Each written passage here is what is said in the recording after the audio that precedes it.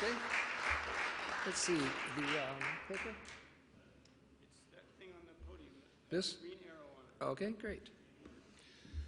Well, I am thrilled from the day.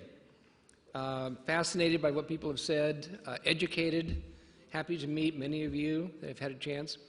It's funny, when I first went to Stanford Research Institute, which was in 1982, the president of the institute, which has had about 2,000 people, 110 different disciplines, his name was William E. Miller. I'm William C. Miller.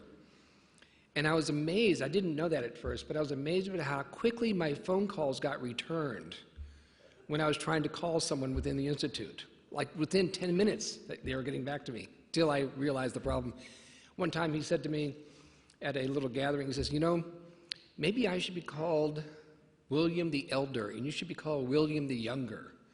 He says, but I don't think either one of us would like that.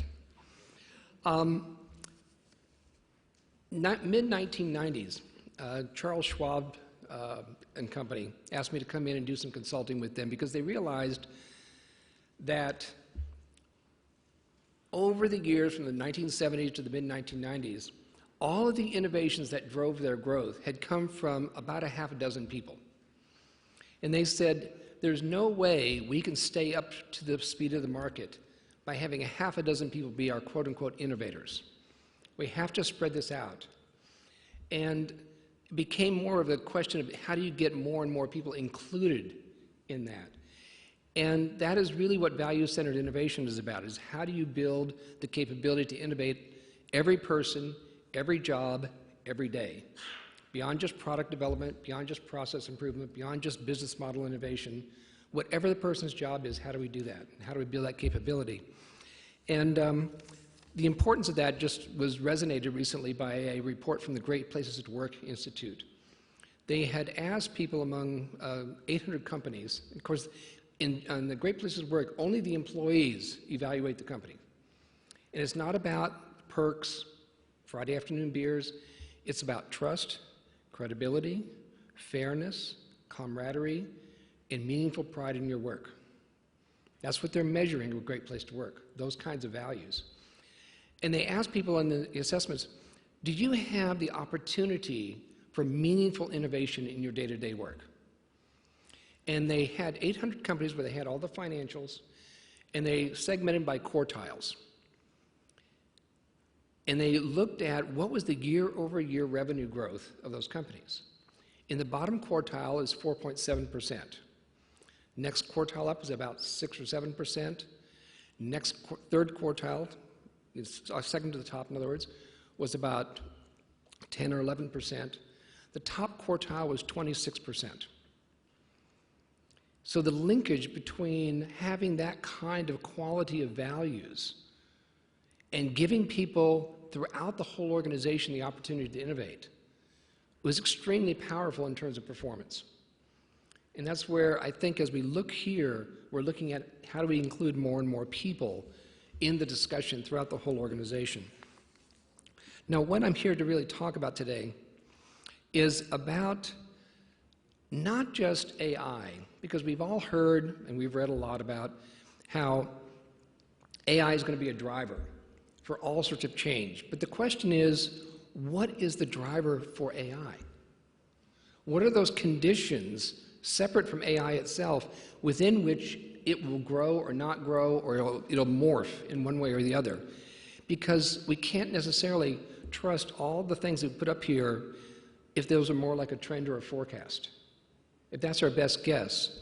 And just for example, in 1983, Ronald Reagan talked about the Soviet Union as an evil empire, right in the middle of potentially nuclear disarmament discussions and so on. Everyone froze. My God, we're going backwards. Who could have forecast that 6 years later, the Berlin Wall would come down, and 2 years after that, the Soviet Union would be dissolved? We can't necessarily predict it's an uncertain future.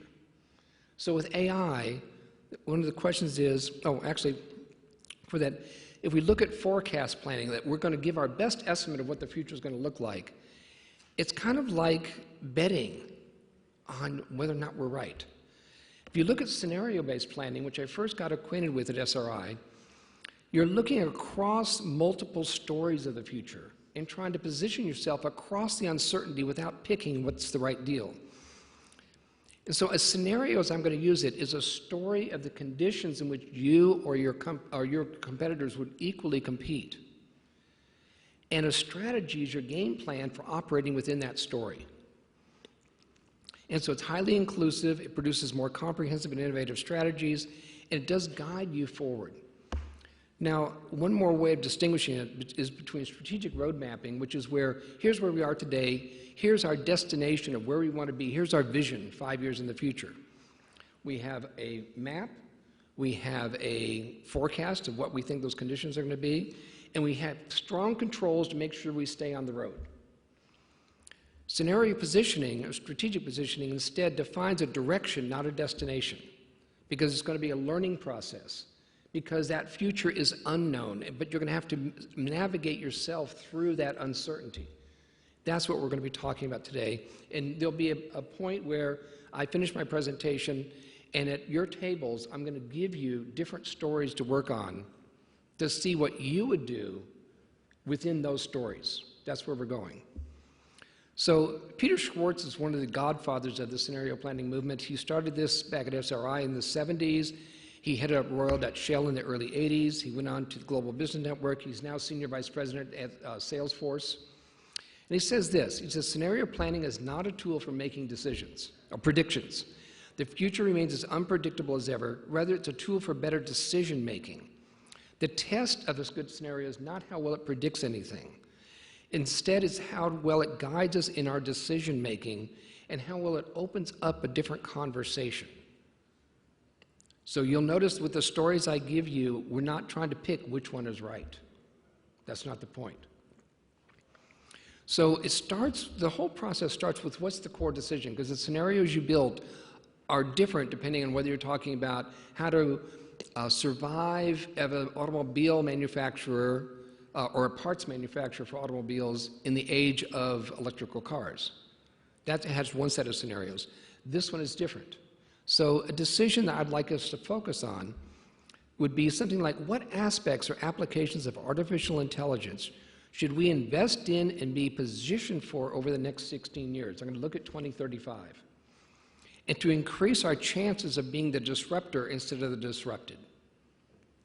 To increase our chances of being the disruptor instead of the disruptee. Okay? Now, off of that decision or that question is where we start driving what the scenarios are. Now, there are, again, multiple non-AI driving forces that will shape the way AI gets developed. And these are typically outside of your sphere of influence. You're going to have to respond to them. You're going to have to live with them. They're going to be the water you swim in. Some of those could be global or local politics, economic power and trade issues, non-AI technology development such as blockchain or computer processing development, non-AI industry trends like energy, healthcare, transportation, those industries that may end up using AI, workforce trends, social values and lifestyles. What about the legal intellectual property protections, the development of the ethical issues of privacy? How's the natural environment doing? How are the conditions there? Are they forcing a type of demographic shift or urbanization? All of those things are part of the conditions of these stories. And so the question is, what are some credible stories or scenarios of the future macro conditions that could impact how AI grows and how it develops? And again, one advantage of having multiple stories is that if you disagree with something I say here, and you say, no, I don't think the world's going to be like that. We don't have an argument, we just have a different story. You get to place your view of the future in one story, I get to place my view in a different story, and the whole purpose here is not to know who's right. The whole purpose is to be positioned across that uncertainty, because neither of us know if we're really right. Now, the four I'm going to give you, the first one, scenario A, I'm calling What's in it for me? It's going to be a world of power play. I'll explain each one in a second, but the second one is going to be called What's in it for we? A world of hyper-innovation. The third one, and this comes back to what one of the presenters said, is What's in it for all? I think, Michael, you gave that one. A world of green inclusion, or the world of inclusion. And the fourth is, what gives life to all? Scenario D, a world of moral and spiritual motivation. Okay? So I'm going to go through briefly each one of these, and then we're going to split you up into 4 different groups to work on one of these different scenarios. You'll have a handout that'll have more information on this if you want to use. And I'm also going to give you a little bit about innovative thinking to work with as we go through this. So the first scenario, what's in it for me? A couple of quotes. Few trends could so thoroughly undermine the very foundation of our free society as the acceptance by corporate officials of a social responsibility other than to make as much money for the stockholders as possible. Contrary to today's popular feel-good wisdom, in business, winning is everything. The only people who lose are your competitors. That's the goal, and if you're not cool with that, you should not be in business. And a third one from George Patton. Battle is the most magnificent competition in which a human being can indulge. It brings out all that is the best, removes all that is base. So these quotes begin to capture the essence. Now, if we're doing the full thing, we would have personas, we'd have people, we'd have them tell their stories and so on. But this is the kind of a quick synopsis of it. What it really is, now imagine in this world, the particular story I'm going to tell is a 3-way economic and political Cold War between the USA, China, and Russia, each carving out spheres of influence in semi-exclusive markets. Can you just kind of wrap your head around this is the world over the next 15 years as it evolves? Global markets are fragmented, trade barriers are strong between the big 3 spheres. The non-big 3 countries form alliances to have greater leverage. The pace of investment in new technology is slowed because of the uncertainty in actually smaller markets, because the trade barriers between these spheres is high. Global synergies to develop technologies are also fragmented behind not an iron curtain, but a digital curtain. There's a winners and losers, and shareholders demand short-term gains. The IP protections are strong within each of the big 3 spheres, but are predatory across the spheres. Much activism is against the invasion of privacy. There's a groundswell against that. Censorship on digital platforms is prevalent in China and Russia, and at least voluntary in the USA and Europe. By the way, you'll get a handout when you walk out of here with all 4 of these, even though your group is just going to work on one. So you will have a lot of this that you can take out on paper. So that's the first scenario. Second one, what's in it for we, the world of hyper-innovation? Daniel Wiley says, I like to think of innovation as upgrading your current self. This upgrade helps you to move to more effectively deal with changes happening around you and to be able to think in a more complex manner than before. Steve Jobs would say, I'm convinced that about half of what separates the successful entrepreneurs from the non-successful ones is pure perseverance. Unless you have a lot of passion about what you're doing, you're not going to survive. And the only way to be truly satisfied is to love what you do. And a woman, Niran Zhang, who I interviewed, who's an immigrant from China and an executive from Coca-Cola, said business is a very important tool for individual transformation. Business should be a home for individuals to operate at the maximum of their potentials. So this whole sense of the entrepreneur and work, doing what you love and loving what you do, and trying to make your way in that more entrepreneurial world means that you get an anything-goes world of hyper-innovation from the entrepreneurs and agile businesses, even the corporatepreneurs, and it's driven by the quest for self-actualization and also participation in the fruits. Workers want meaningful personal career growth to share in the benefits. Innovators are in high demand. They get lots of resources. Digital platforms are entrepreneur to entrepreneur, investor to innovator, and so on. Serving the marketplace is still more important than serving social concerns. It's still business-driven in that way. Marginalized populations, however, are seen as vast resources for not only consumers, but to set up businesses in rural areas, whether it's in India or in Africa or in rural America. They're kind of moving the jobs out from the cities. Innovation outpaces new regulations, and so there's sometimes a situational ethics like, well, let's just try it, and if we get in trouble with the law, we'll deal with that later. But still, people want to do good. Governments pursue open trade borders, standardize IP protections globally.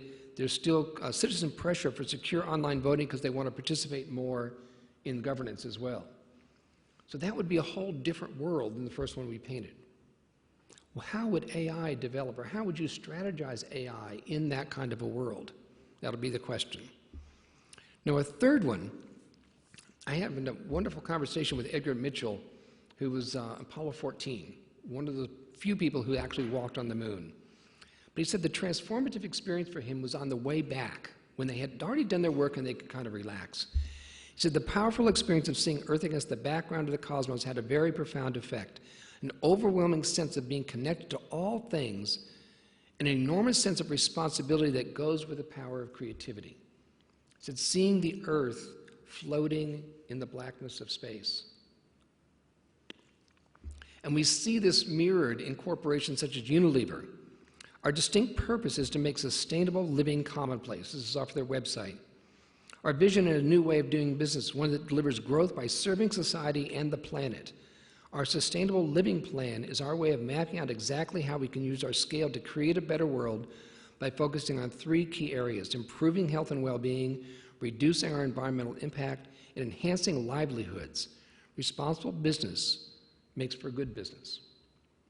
Okay, those quotes would kind of give you the flavor of this third story. It's a spaceship Earth mentality, that we're all in this together. If the environment also, this mirrors what Senator Gaylord Nelson once said. He says, the global economy is a wholly owned subsidiary of the natural environment, not the other way around. So if the environment goes bankrupt, the global economy goes bankrupt with it. So that's the mentality here. So in this kind of story, business gets that. If you address it, you'll have sustainable prosperity. If you don't address this, you're going to have a global economic crash. It's in business's own best interest to embrace the green. Business jumps in, though governments might still be slow in funding research and so on. There's extensive people power through social media. Tech is heavily used to reinvigorate the environment and also to uplift the impacted communities. Triple bottom line reporting is growing: people, planet, profits. Widespread social responsibility to make a difference, not just make a business. Cradle-to-cradle product development, holistic solutions for economic shifts, and trust built by a huge effort to ensure privacy. Now, the fourth one is called What Gives Life to All? It's a world of moral or spiritual motivation. Stephen Covey said, business has a definite spiritual role as regards to its responsibility for the whole because its influence is so enormous. Spiritual-based leaders are guided by the fundamental ethic, service to others comes before serving oneself. William George, the CEO for Medtronic in the 90s and early 2000s, said, we're all spiritual beings. To unleash the whole capability of the individual mind, body, and spirit gives enormous power to the organization. This whole idea of bringing spirituality up right now might seem a little odd, and yet it goes back to the very roots of capitalism with Adam Smith, the author of The Wealth of Nations. He was also a moral philosopher in the 18th century. He said this, by acting according to the dictates of our moral faculties, we necessarily pursue the most effectual means for promoting the happiness of mankind and may therefore be said in some sense to cooperate with the deity. He says this overglorification of the wealthy is the biggest corrupter of our morality. And he spoke a lot about the need for bringing moral faculties to guide the decisions we make within a capitalistic system. So this is really a story about that coming true, where top moral, spiritual, and religious leaders unite as a global force to inspire, persuade, and direct people and institutions to put common moral principles into practice. The efforts are galvanized to achieve the 2030 Sustainable Development Goals from the United Nations. Resistance certainly does arise from some people in government, business, and forces of corruption, but they leverage the cross-cultural golden rule as the moral compass. The golden rule, which we often think of coming from our Christian tradition, is actually found in Hindu, Buddhist,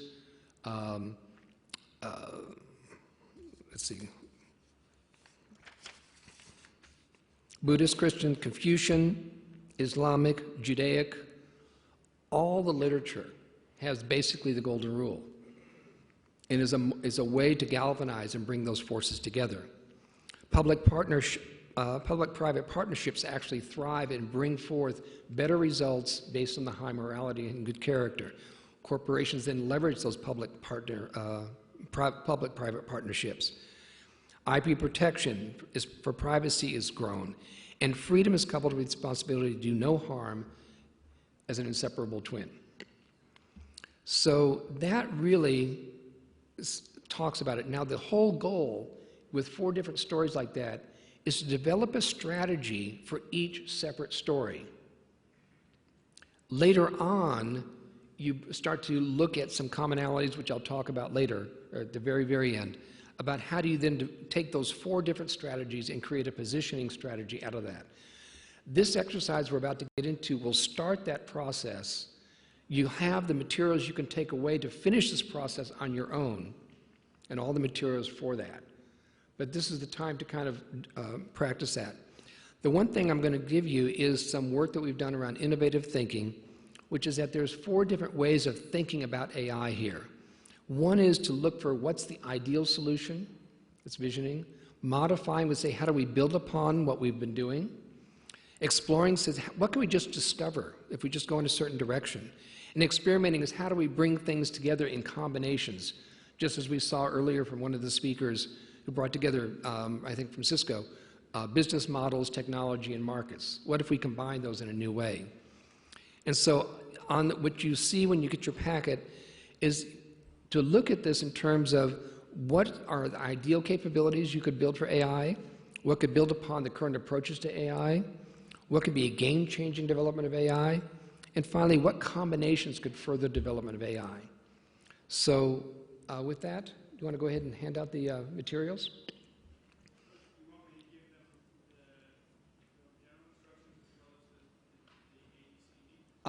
Actually, you just give them the ABCD, because I'll put the general instructions on the top. Okay, so as he's handing out, different tables and different people are going to get different scenarios. This is kind of like the behind door A or behind door B. But here's what I'm going to ask you to do in groups of 2, 3, or 4 at your table. Groups of 5 is a little bit too big, so kind of divide yourselves up in that way. If you see something in this scenario you'd like to add, you'll have Post-it notes that are yellow. If you see something else, you want to build out the scenario a little bit more, the storyline, you can put that on a yellow Post-it. I'd like you to spend some time, you have about 15 minutes or 10 minutes, 15, to develop what would be part of my strategic game plan for AI in this particular scenario. If it's an ideal idea, you can put it on red. If it's going to build and modify, you can put it on an orange Post-it. If it's going to be a game changer, you can put it on the green. If you think it's a good combination, you can put it on the blue, and so on. And ultimately, we're trying to see what you might think is going to be the most disruptive element. So this is how, this will be the closing participation exercise for you. Okay, and I think we just need the Post-it notes. Great.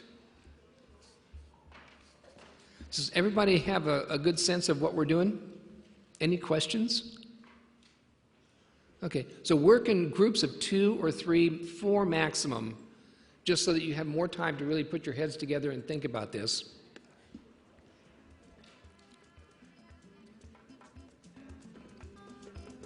Okay.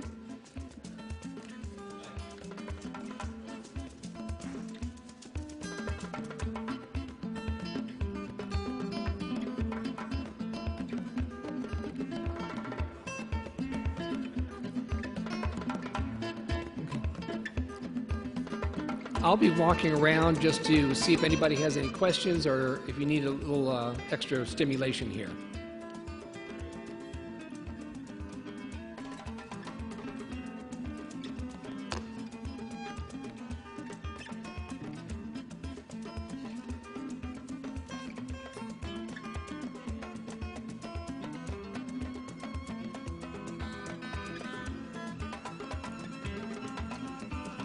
Excuse me, just one last thing. Just go ahead and write whatever you have on Post-it notes Afterwards, Langdon's going to have us bring them up, and he'll show you where to put them near the end of this time.